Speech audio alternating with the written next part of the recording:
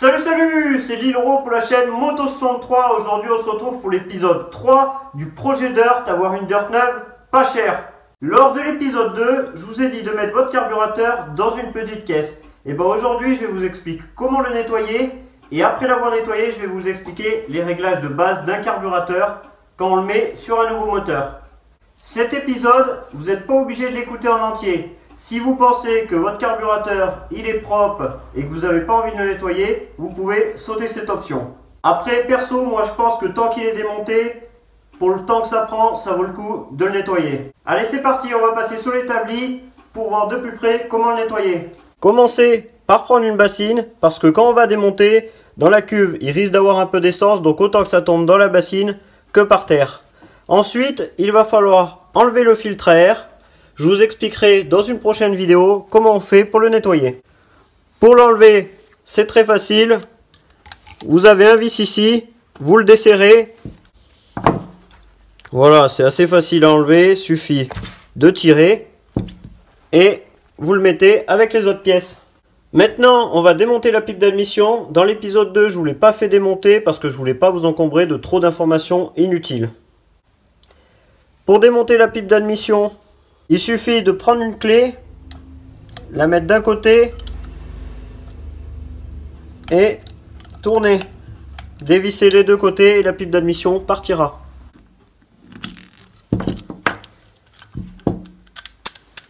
Gardez les deux vis et le joint qui se trouve sur le carburateur. Normalement, quand vous allez commander le nouveau moteur, la pipe d'admission sera fournie avec. Moi c'est simple, pour pas y perdre, j'ai une petite technique. Je remets le joint à son emplacement, les deux vis, et je le visse un tout petit peu de l'autre côté. Comme ça, je perds pas les vis. Donc là, je vais nettoyer l'extérieur du carburateur. Dessus, je vais pulvériser du W40. Vous pouvez le faire à l'essence ou d'autres produits nettoyants. Et ensuite, je vais prendre un pinceau et nettoyer tout l'extérieur du carburateur. Maintenant, on va commencer par le démonter. Alors, on va commencer par démonter la cuve. Faites attention de ne pas foirer les vis. Sur certaines Dirt, ils sont serrés très fort.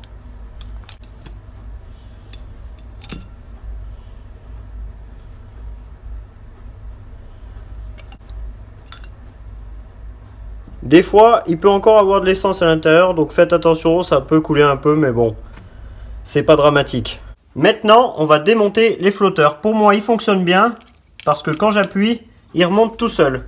Pour les enlever, je prends la plus petite BTR que je trouve, et je pousse l'axe. Faites attention, parce qu'il est attaché le pointeau, de ne pas l'emmener avec ou de le perdre. Il est attaché au flotteur comme ça. Voilà, je le remets à son emplacement pour ne pas le perdre. Pour le joint, si vous voyez qu'il est dans un état propre, pas besoin de le changer. S'il ne fuit pas besoin de le changer. Alors, ça, c'est le pointeau. Ça, c'est le gicleur principal. Ça, c'est le gicleur secondaire, appelé aussi gicleur de ralenti. Pour les réglages, il faudra principalement se focaliser sur le gicleur principal. Mais je vous expliquerai tout à l'heure dans les réglages. Alors, pour les nettoyer, c'est assez simple. Vous allez prendre votre compresseur, une soufflette et souffler ici, ici. Vous allez retirer le pointeau, souffler aussi. Il faudra aussi souffler par les sorties du filtre à air. Essayez de ne pas dérégler la vis de ralenti et la vis d'air. Après, si vous la déréglez, je vous expliquerai comment remettre les réglages de base tout à l'heure dans les réglages. Alors voilà, je prends ma soufflette de compresseur, je souffle dans le gicleur secondaire.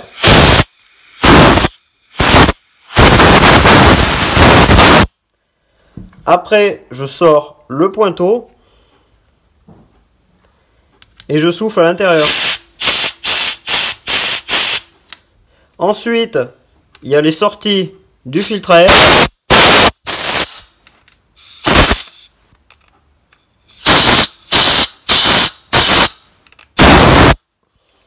Et ensuite, essayez de passer un coup de soufflette un peu partout.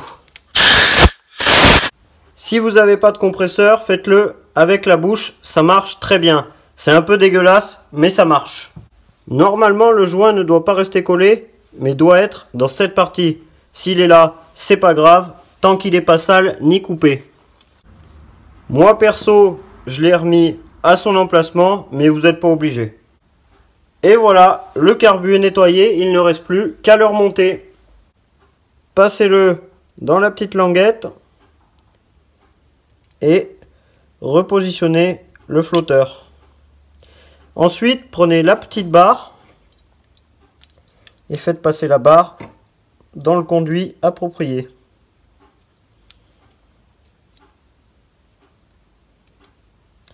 Voilà, je vais essayer de vous rapprocher pour que vous voyez bien comment ça se monte.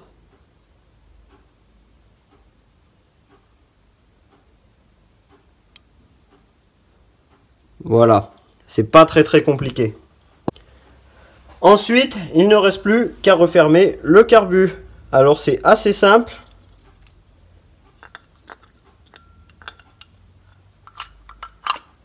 Et voilà, faites attention que le joint soit bien positionné. Et puis, vous revissez. On va passer au réglage du carburateur. Et oui, je dis oui, parce que le réglage d'un carburateur, c'est pas facile quand on n'en a jamais réglé. Aujourd'hui, je vais vous expliquer un peu plus la théorie qu'en pratique, parce que suivant les dirt, ça se règle différemment. Mais avec les explications que je vais vous donner, vous aurez déjà de très bonnes bases pour le régler sur votre moto. Alors déjà, je voudrais commencer par une chose. Si vous aviez un moteur de 125 et que vous le remplaciez par un moteur 225/9, le mieux c'est de garder les réglages qu'il a déjà et de voir en fonction. Imaginons que vous aviez déréglé le ralenti et l'air. Et bien je vais vous expliquer comment faire les réglages de base. Nous allons garder les réglages d'origine pour ce carburateur. Mais si jamais vous aviez touché soit au ralenti ou à l'air, c'est assez simple. Vous vissez à fond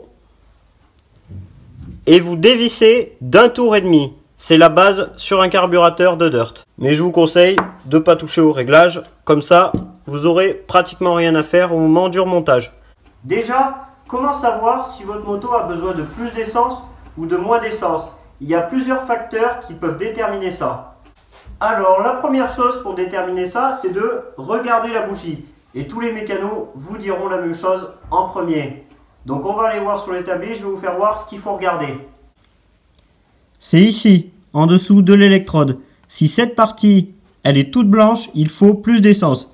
Si au contraire, elle est toute noire, encore plus noire que ça, c'est qu'il y a trop d'essence. Comment faire les réglages? Imaginons que vous ayez trop d'essence, donc la bougie sera toute noire. Il vous suffira de changer le gicleur. Le gicleur, c'est ça. Et ce gicleur, mettons que ce soit un 75. Vous aurez juste à le descendre à 70. Pour ce faire, il faudra dévisser et en revisser un nouveau. Vous pouvez regarder juste avant, dans le démontage, vous verrez comment on fait pour atteindre le gicleur. Si vous n'avez pas envie de tout démonter et de toucher au gicleur, vous pouvez déjà essayer avec l'aiguille. Je vais vous montrer.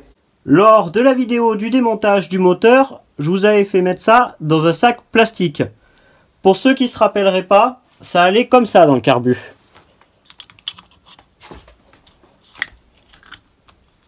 Et c'était vissé. Donc maintenant, je vais vous montrer comment modifier l'aiguille, c'est-à-dire la monter ou la descendre. On va donc rester dans la thématique que votre moteur a trop d'essence et donc que la bougie est noire. Donc il va falloir monter un cran ou deux ou trois à l'aiguille. Je vais vous montrer comment on fait. Donc je vais essayer de vous faire voir le plus précisément possible, mais c'est assez dur. Poussez votre ressort. Là vous allez avoir le câble qui va sortir. Suffit de le prendre de faire glisser le long, de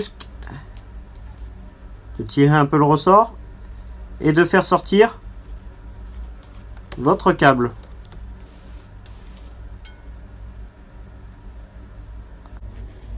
Là, le ressort était mis à l'intérieur. Donc maintenant, il vous suffit de pousser l'aiguille. Le cran va sortir. Attention de ne pas le perdre. Donc là, du coup, il ne vous reste plus qu'à pousser l'aiguille.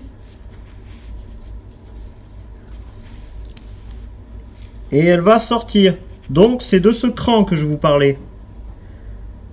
Ce cran, plus vous le montez, moins d'essence arrive. Plus vous le descendez, plus il y aura d'essence. Donc à vous de voir suivant les réglages que vous voulez faire. Mais dans notre cas, il faudra le monter le plus haut possible. Maintenant pour remonter, suffit de remettre l'aiguille, de remettre le clips. Une fois le clips remis, il vous suffira juste de remonter. Je vais vous faire voir. Petite parenthèse avant de remonter. Les clips qui sont à l'intérieur, que là vous voyez ça fait la forme un peu d'un M, c'est différent suivant les modèles de carburateur. Mais c'est assez logique en général. Pour le remonter, c'est assez simple. Suffit de remettre le ressort, de le faire passer juste au bout. Voilà. Vous prenez votre aiguille, vous faites passer dans la rainure jusqu'au bout, hop, et voilà, c'est remis et ça fonctionne correctement. Suffit de tirer l'accélérateur et ça fonctionne nickel.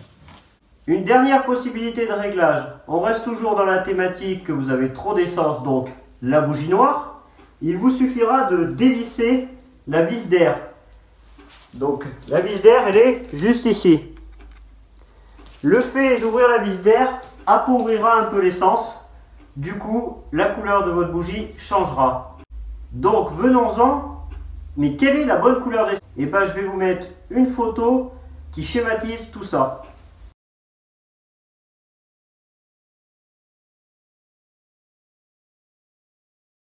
Et quand la bougie a la bonne couleur, votre moteur tourne impeccable et au meilleur de sa forme. Petit conseil perso, vaut mieux que votre bougie soit noire que blanche. Si elle est un peu plus noire qu'elle ne devrait, c'est pas très grave. Du moment que votre dirt fonctionne correctement, c'est l'essentiel. Donc là, je vous ai expliqué le réglage du carburateur quand c'était trop riche, quand il y avait trop d'essence, que la bougie était noire. Mais si la bougie est blanche, c'est qu'il n'y a pas assez d'essence. Donc c'est le contraire de tout ce qu'on a fait qu'il faut faire. Donc si on faisait le contraire de ce qu'on a fait, il faudrait monter le gicleur, donc au lieu de 75, mettre un 80, c'est un exemple. Ou sinon baisser le clips, ou sinon réduire un peu l'air, ce qui augmentera l'essence. Alors je sais que c'est très casse-tête ces réglages de carburation. Pour moi ça a été très difficile d'expliquer en vidéo. Le mieux c'est de regarder la théorie sur internet à l'écrit, parce qu'en vidéo on s'en mêle très vite les pinceaux. Le mieux dans tous les cas pour notre projet, c'est de garder les réglages de base, les réglages qu'il y avait avant, parce qu'elles étaient réglées pour un 125 et nous on va remettre un moteur de 125 neuf. Donc les réglages ne devraient pas trop changer. Cette vidéo touche à sa fin, j'espère que mes explications auront été claires et auront pu vous servir. Toujours à fond sur le projet Dirt et on se retrouve à l'épisode 4.